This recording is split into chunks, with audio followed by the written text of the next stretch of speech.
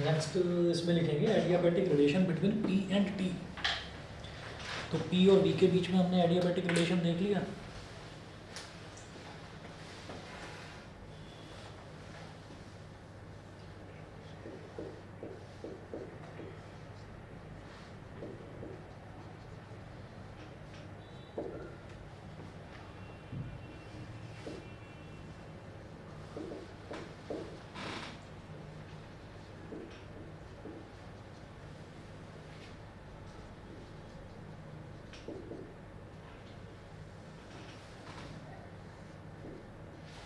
Adiabatic relation between p and t, तो pressure और temperature के बीच में एडियाबैटिक रिलेशन लिखेंगे। For one mole of a gas p v is equal to r t.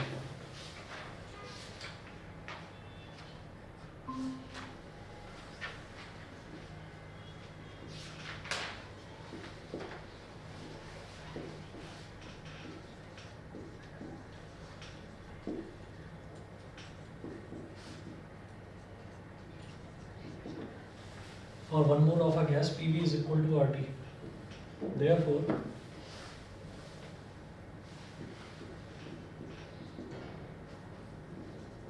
V is equal to RT upon P.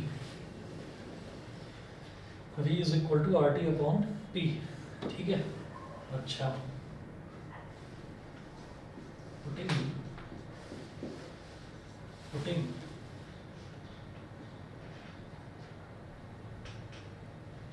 P V की power gamma is equal to constant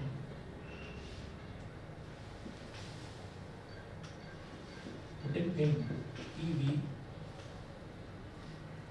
की power gamma is equal to A. ये हमने कल derivation देखा था ना कि P we की power gamma is equal to K होता है, ये रिलेशन हमने कल देखा था। तो हमने यहाँ पर ये देखा कि हम वो वाला रिलेशन भी जो हमने डिराइव करा था ना, वो भी हमने कैसे करा था कि पी मतलब उसमें भी हमने n mole of one mole of a gas लिया था, एक गैस का एक मोल लिया था। तो अब देखिएगा कि इसलिए एन आर टी ना लिखकर p v is equal to r t लिया गया था वहाँ पर। तो वी की वैल्यू हो गई आर टी अपॉन पी। तो वी की इस वैल्यू को यहाँ सब्स्टिट्यूट कर दीजिए, P into R T upon P की power gamma is equal to K. ऐसा क्यों करा गया ताकि v जो है वो एलिमिनेट हो जाए, ताकि v जो है वॉल्यूम वाला जो वेरिएबल है वो गायब हो जाए यहाँ से, क्योंकि मुझे p और t के बीच में रिलेशन निकालना है। तो ये हो जाएगा p की पावर 1 इंटू r की पावर गामा p की पावर गामा अपॉन p की power gamma is equal to k. अब ये गामा ऊपर आ गया, तो p की power 1 minus gamma into r की पावर गामा t की power gamma is equal to k. p की पावर 1 माइनस गामा p की power gamma is equal to k upon r की पावर गामा। तो k कांस्टेंट है, r universal gas constant है, gamma constant है, तो r की पावर गामा ये भी कांस्टेंट हो जाएगा। ठीक है, तो हम इसको बोल देंगे k अपॉन r की पावर गामा को हम यहाँ पर बोल देंगे ये क्या है, another constant.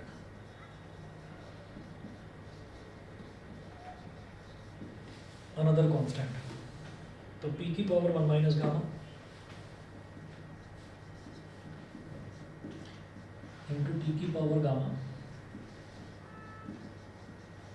Is equal to constant.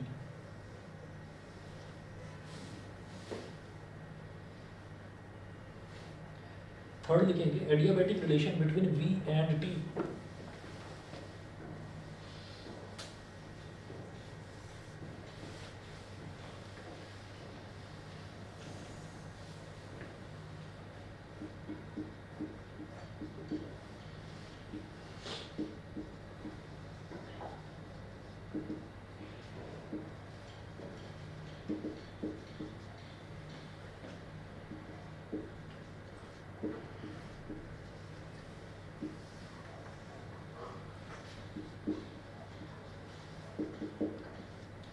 जैसे प्रेशर और टेम्परेचर में पी और टी में हमने एडियाबैटिक रिलेशन डिराइव करा, ऐसे ही मैं अब वॉल्यूम और टेम्परेचर में डिराइव करना चाहता हूँ। तो वॉल्यूम और टेम्परेचर में किस तरीके से होगा वो देखिएगा,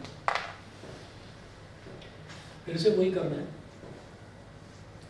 again for 1 mole of a gas p v is equal to r T.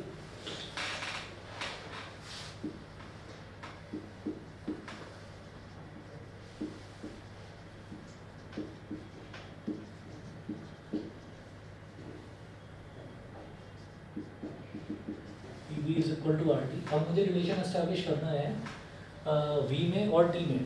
तो V में और T में, तो जैसे यहाँ पर मैंने V की वैल्यू निकाल ली थी P के टर्म्स में, अब मैं P की वैल्यू निकालूंगा V के टर्म्स में, तो P is equal to r T upon V हो जाएगा।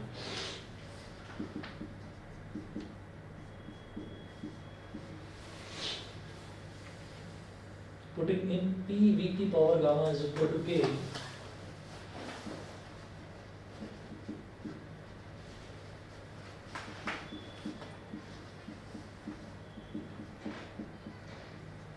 we get P की जगह रख दीजिए r T upon V into V की power gamma is equal to K। अब T इंटू वी की पावर, ये 1 है, V की पावर 1 ऊपर आकर V की power gamma minus 1 is equal to K upon R, another constant.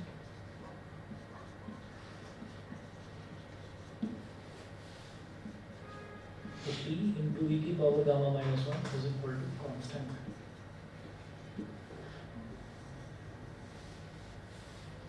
T into we की power gamma minus 1 is equal to constant. ठीक है, ये हो गया हमारा वॉल्यूम और टेम्परेचर में, इन दोनों में रिलेशन हो गया एडियाबैटिक प्रोसेस के लिए। ठीक है जी। नेक्स्ट टॉपिक लिखेंगे, जैसे हमने वहाँ पर करा था isothermal, work done in N isothermal process, ऐसे ही अब करेंगे work done in an adiabatic process.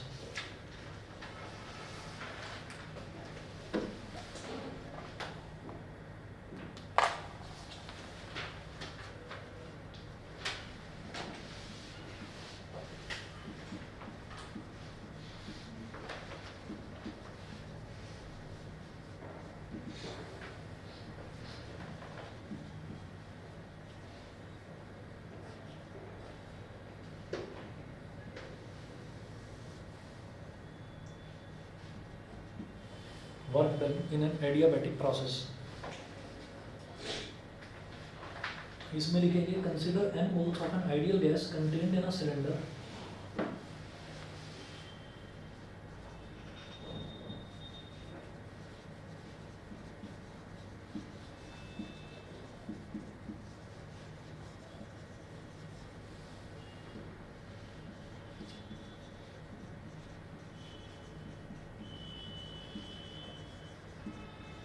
consider n moles of an ideal gas contained in a cylinder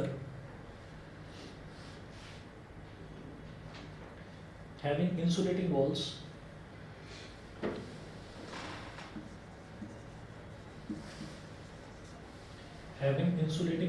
याद रखिएगा एडियाबैटिक प्रोसेस में हमें कौन सी वॉल्स लेनी होती है, इंसुलेटिंग वॉल्स, ताकि सिस्टम और सराउंडिंग के बीच में किसी भी तरीके का हीट एक्सचेंज ना होने पाए। एडियाबैटिक प्रोसेस होता ही वो है जहाँ सिस्टम और सराउंडिंग के बीच में किसी भी तरीके का हीट एक्सचेंज नहीं होता।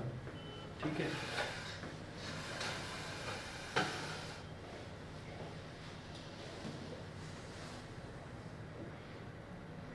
तो हम ये कहेंगे when the piston moves up through a small distance dx,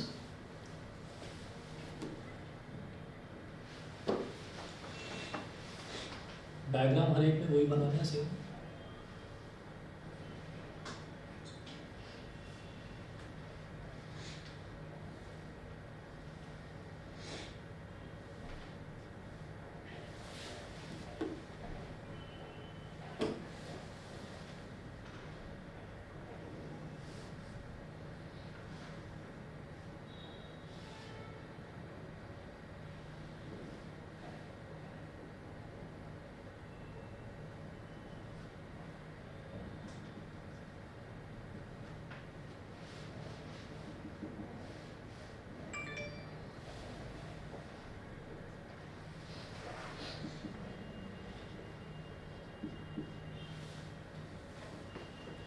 area of cross section इसका ए है पिस्टन का।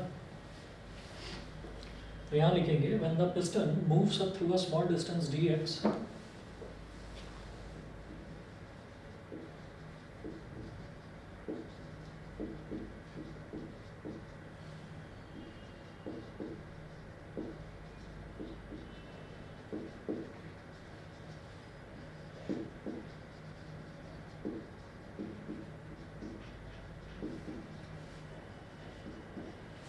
moves up through a small distance dx, the work done by the gas will be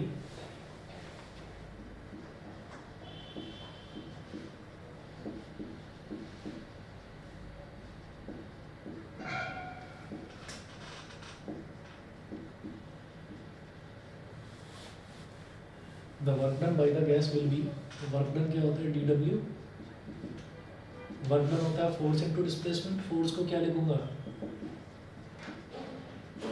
pressure into area, E into A into dx, E into A into dx, और A into dx को क्या लिख देते हैं PdV।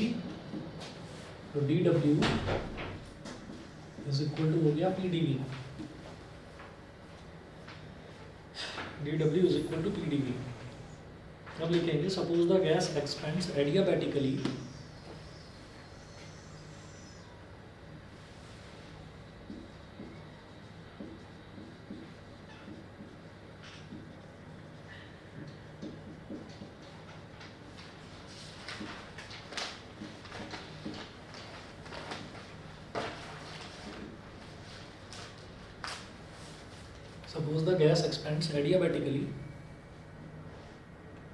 and changes from the initial state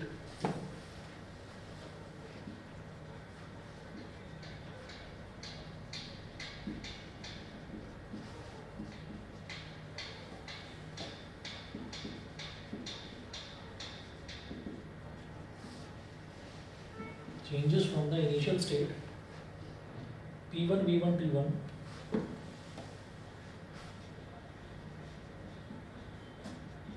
P1 V1 T1 to the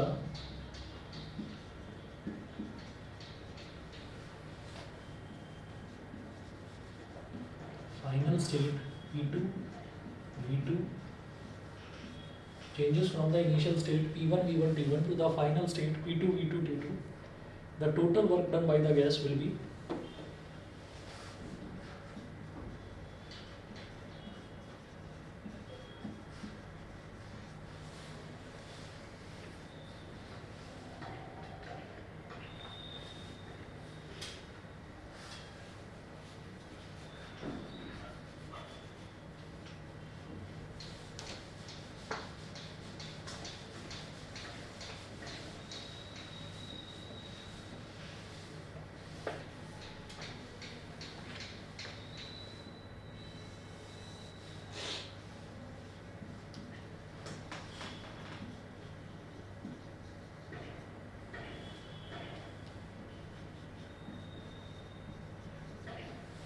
the total work done by the gas will be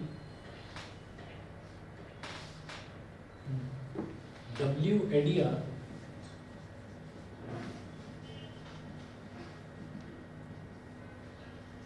is equal to integration of dW, ठीक है। अब इसमें आप ये देखिएगा कि इंटीग्रेशन ऑफ dW हमने कर दिया, मुझे टोटल वर्क डन निकालना है। अब क्योंकि ये एडियाबैटिक प्रोसेस है तो इसलिए मैंने सब्सक्रिप्ट में एडिया लिख दिया यहाँ पर, ठीक है, और कुछ नहीं है, ये टोटल वर्क डन W ही। इसको क्या करेंगे, इंटीग्रेशन ऑफ dW की जगह क्या लिख देंगे PdV। अब वेरिएबल क्या है यहाँ पर, वॉल्यूम है ना, क्योंकि D के साथ V लिखा हुआ है। तो आप ये देखिएगा कि वहाँ पर आइसोथर्मल प्रोसेस में तो हमारा टेम्परेचर कांस्टेंट रहता था, तो इसलिए वहाँ पर हमने लिखा था initial state P1 V1, final state P2 V2। यहाँ पर टेम्परेचर भी कांस्टेंट नहीं है, तो T1 T2 भी इसमें इंक्लूड कर दिया। तो हमें तो वेरिएबल देखना है, बस वेरिएबल V है ना। तो मैं लोअर लिमिट लूँगा V1 और अपर लिमिट लूँगा V2, ये कर दिया। ये करने के बाद में फिर हमें क्या करना होगा कि हम ये जानते हैं कि जो एडियाबैटिक रिलेशन है प्रेशर में और वॉल्यूम में, हमें मालूम है कि प्रेशर और वॉल्यूम में क्या रिलेशन है, वो हम देख चुके हैं।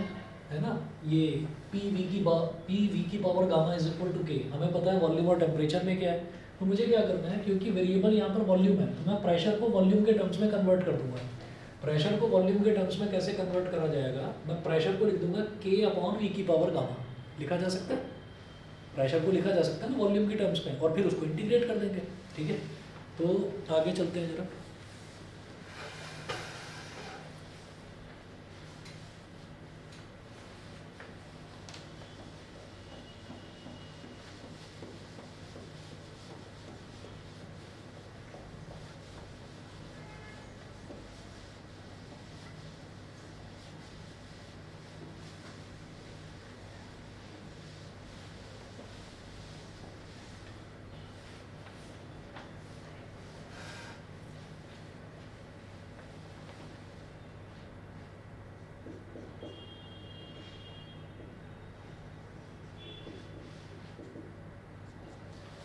W idea is equal to,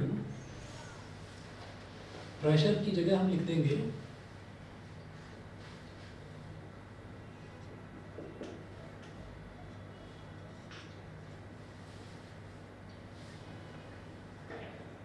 k upon v की पावर गामा और डी वी।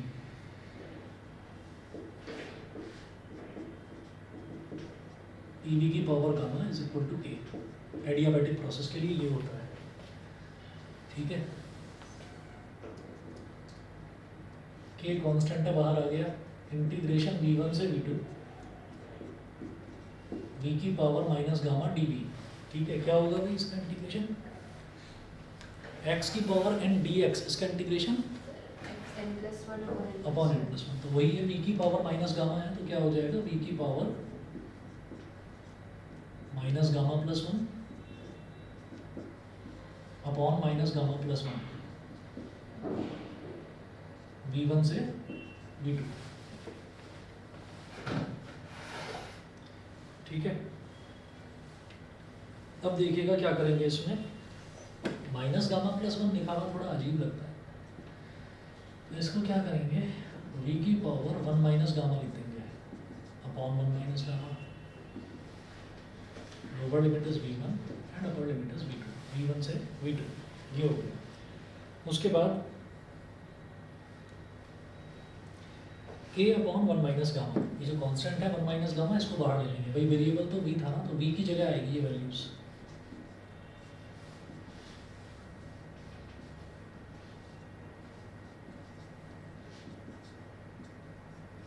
v2 की power one minus gamma minus v1 की power one minus gamma, v2 की power one minus gamma minus v1 की पावर वन माइनस गामा, ये हो गया। तो अब क्या करें, इसमें एक काम और करते हैं कि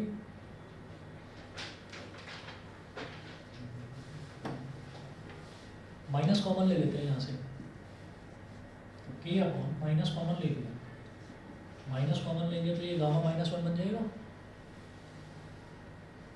इधर भी माइनस कॉमन ले लो,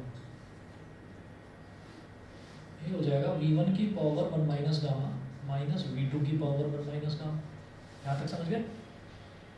ठीक है, मैंने न्यूमरेटर में से माइनस कॉमन ले लिया, तो ये जो नेगेटिव वाला टर्म था ये पॉजिटिव बन गया, पॉजिटिव वाला टर्म नेगेटिव बन गया, कर दिया ऐसा, नहीं समझे? तो v2 की power one minus gamma minus v1 की पावर वन माइनस गामा था, मैंने माइनस साइन कॉमन ले लिया। ठीक है, माइनस साइन कॉमन लिया तो v1 की power one minus gamma minus v2 की power one minus gamma, sign change होगा भाई, जैसे यहाँ पर वन माइनस गामा का गामा माइनस वन बना, माइनस कॉमन लिया, माइनस से माइनस लिख लिया, समझ गए इतना? अब क्या करेंगे, के को अंदर ले जाएंगे, के v1 की power one minus gamma minus K v2 की power one minus gamma upon gamma minus one.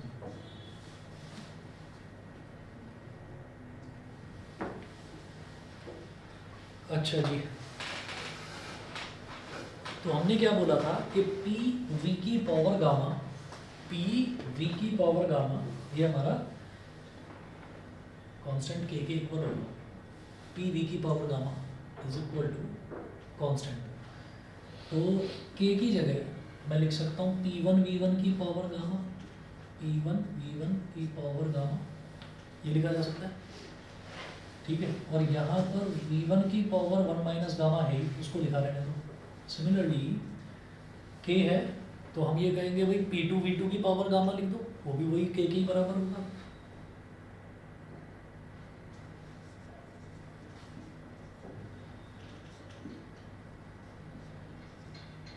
और V2 की power 1 minus gamma upon gamma minus 1। यहाँ तक बता दीजिए, समझ गए कि नहीं? ऑनलाइन वाले बता दें, सोमेन, अवनी, दिव्यांका, आदित्य, यस सर। सभी को क्लियर है ना? P इंटू वी की पावर गामा कांस्टेंट K के इक्वल है, तो P1 V1 की पावर गामा बोलो, P2 V2 की पावर गामा बोलो, P3 V3 की पावर गामा बोलो, सारे के सारे सब K के इक्वल है, ठीक है। ये करने से फायदा क्या होगा, ये जो V1 की पावर गामा है और इंटू V1 की पावर 1 माइनस गामा है, gamma minus gamma cancel out हो जाएगा, तो P1 V1 रह जाएगा बस, ठीक है। आगे लिख रहा हूँ,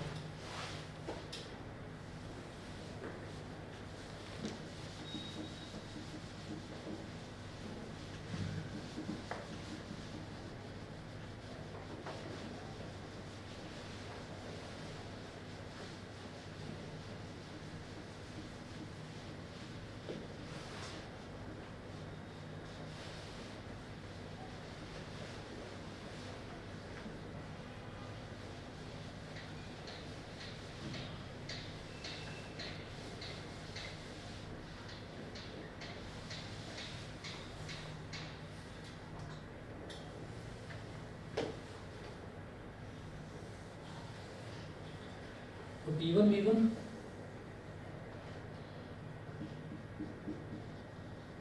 W idea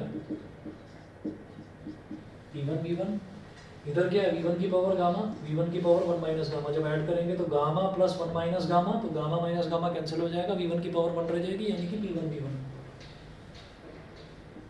similarly P2 V2 upon gamma minus 1, P1 V1 minus P2 V2 upon gamma minus 1।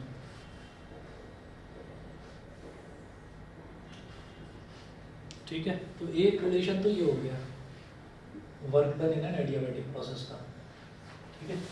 और कई बार क्या है कि भाई वो आपसे ये कह सकते हैं कि भाई इसको टेम्परेचर की टर्म्स में बताइए, ये तो आपने प्रेशर और वॉल्यूम की टर्म्स में बता दिया, तो कैसे करेंगे। Also P1 V1 is equal to NR P1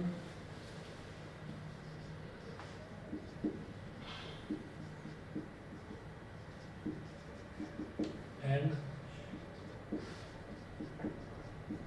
P2 V2 is equal to NR T2।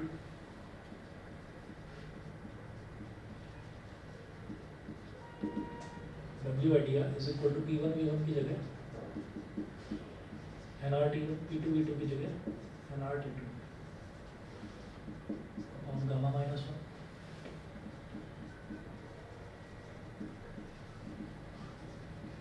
NR common ले लिया, P1 माइनस T2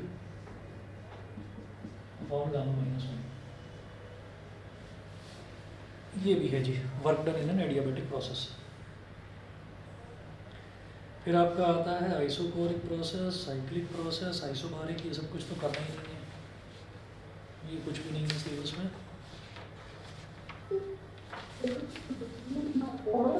हाँ जी बोलिए।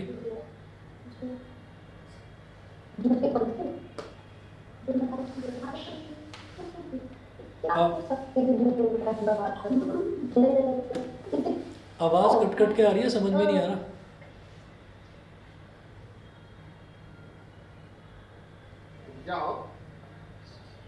मैं कह रहा हूँ आवाज कट कट के आ रही है, समझ में नहीं आ रहा दिव्यांका।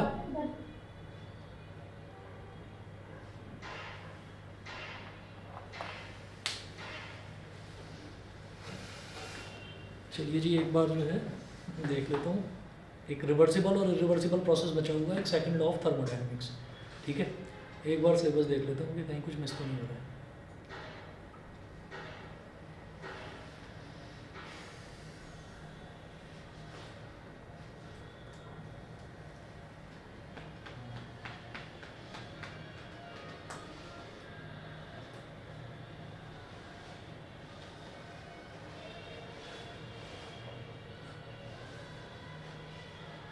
आज आपका बैच ना लास्ट बैच है, आपके बाद वाले बैचेस मैंने सुबह ही पढ़ा दिए, तो अपनी कैलकुलेशन सही रही। देखो अभी खाने शुरू हो गए इधर,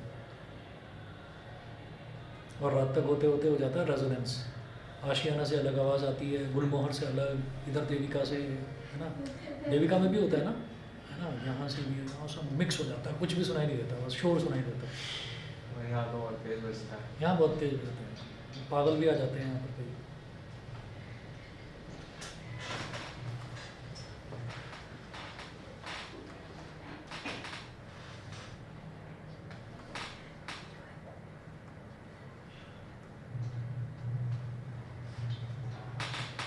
थर्मोडायनामिक्स में हमारे पास है thermal equilibrium, definition of temperature, zeroth law, heat, work and internal energy, first law of thermodynamics, gaseous state, change of condition, isothermal, adiabatic, reversible, irreversible and cyclic process. ठीक है, रिवर्सिबल, इरिवर्सिबल और cyclic भी करना है, और second law of thermodynamics, बस इतना है। ठीक है जी।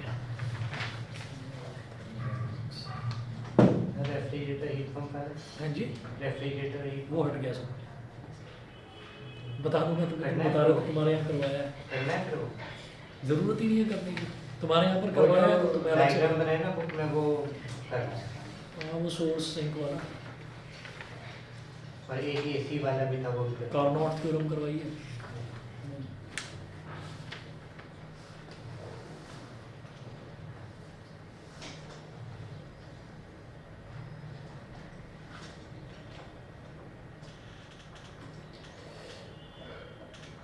चलिए जी, नेक्स्ट करेंगे सेकंड लॉ ऑफ थर्मोडायनामिक्स, बस 2 मिनट वेट करेंगे अभी।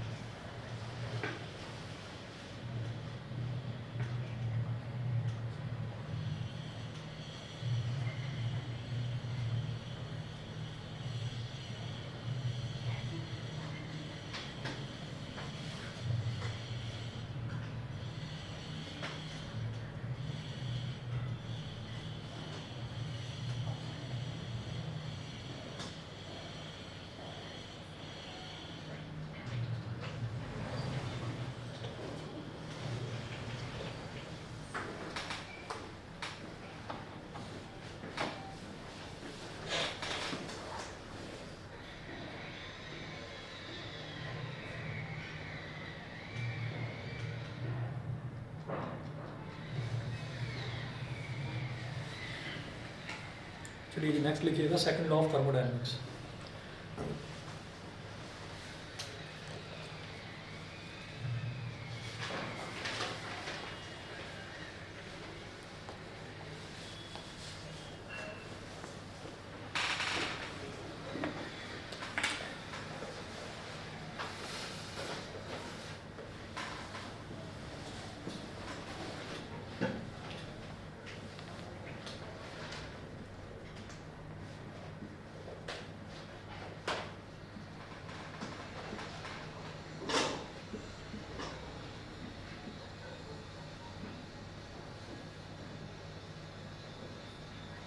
Second law of thermodynamics. Second law of thermodynamics में लिखिएगा it can be stated in two veg.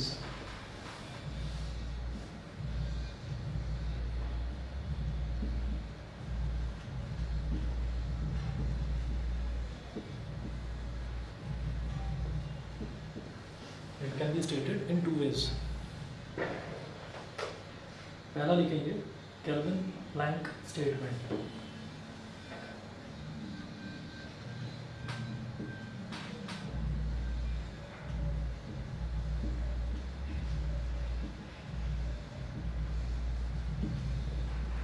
Kelvin और प्लैंक ने स्टेटमेंट लिखी सेकंड लॉ ऑफ थर्मोडायनेमिक्स की कि कैसे इसको एक्सप्लेन करा जा सकता है। दो स्टेटमेंट्स हैं, एक केल्विन प्लैंक स्टेटमेंट है, एक क्लॉसियस स्टेटमेंट है। तो केल्विन प्लैंक स्टेटमेंट में लिखेंगे it is impossible to construct an engine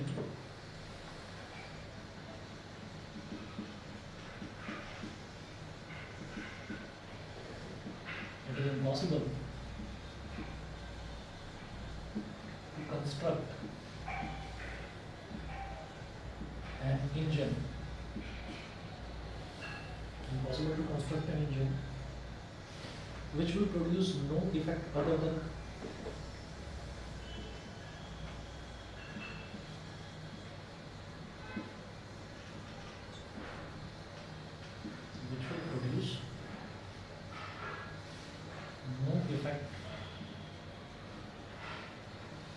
other than extracting heat from a reservoir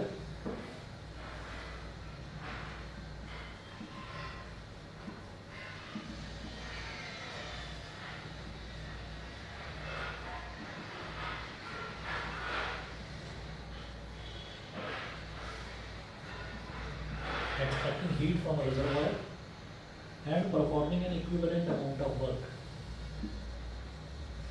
and performing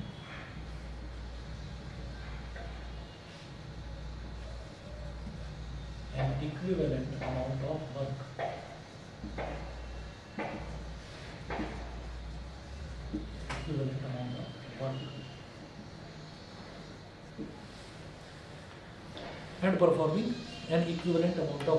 तो केल्विन प्लैंक स्टेटमेंट ने ये बोला कि इस तरीके का इंजन बनाना पॉसिबल ही नहीं है कि जो सिर्फ एक रिजर्वायर जैसे कि हम किसी स्कूटर की बात करें तो पेट्रोल टैंक होता है, रिजर्वायर है यानी कि कंटेनर, उस कंटेनर में से आपने हीट एक्सट्रैक्ट करी, हीट एक्सट्रैक्ट करके हमने बराबर अमाउंट का वर्क कर दिया, ठीक है।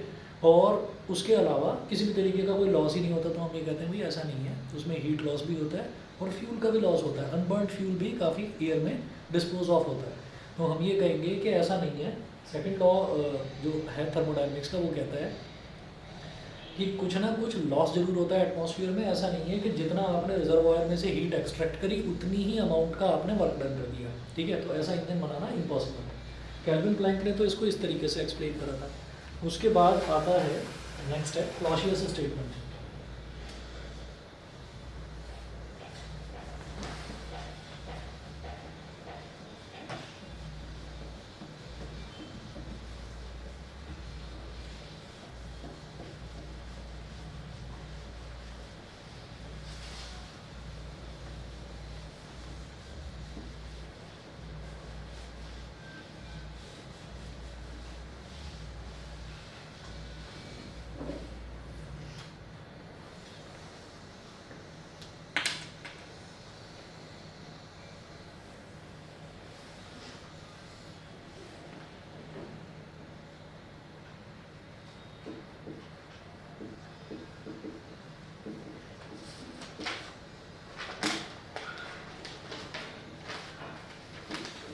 क्लॉसियस स्टेटमेंट, इसमें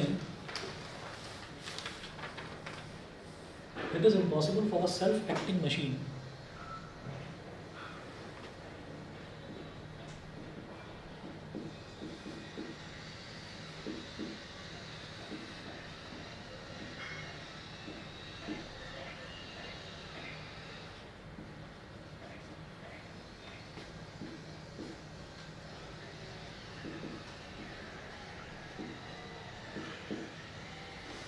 It is impossible for a self-acting machine unaided by an external agency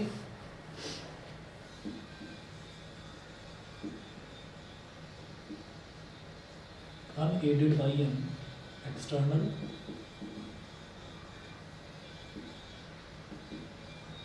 agency to transfer heat from a body to another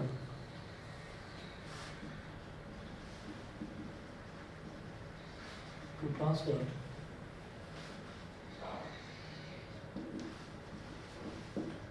heat from a body to another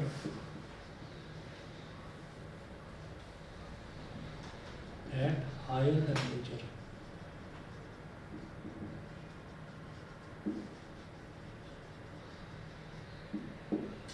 At higher temperature.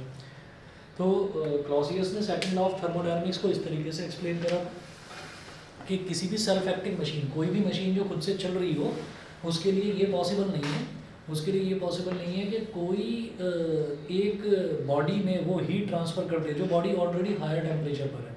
तो higher temperature पर heat transfer करना possible नहीं है, किसी भी self acting machine की बस की बात नहीं है वो, until and unless it is aided by an external agency. External agency क्या होगी? एक्सटर्नल एजेंसी फॉर एग्जांपल हम किसी भी व्हीकल की बात करें तो उसका जो फ्यूल है वो एक एक्सटर्नल एजेंट हो गया, वही उसको हेल्प करता है कि किसी दूसरे बॉडी में जो कि हायर टेम्परेचर पर है उसमें वो हीट ट्रांसफ़र करे। जैसे फॉर एग्जांपल हम किसी व्हीकल की बात करते हैं तो व्हीकल अगर एज इट इज़ खड़ा हुआ है ना, तो व्हीकल और गर्मियों के दिन है या चलो सर्दियों के भी दिन है, तो हम ये कहेंगे कि व्हीकल का जो टेम्परेचर है वो एक्सटर्नल टेम्परेचर से कम होगा, तो वो वहाँ से हीट ट्रांसफ़र एक्सटर्नल एटमॉस्फेयर में कर ही नहीं सकता जब तक उसको कोई एक्सटर्नल एजेंसी ना मिले। एक्सटर्नल एजेंसी क्या है? फ्यूल, ठीक है।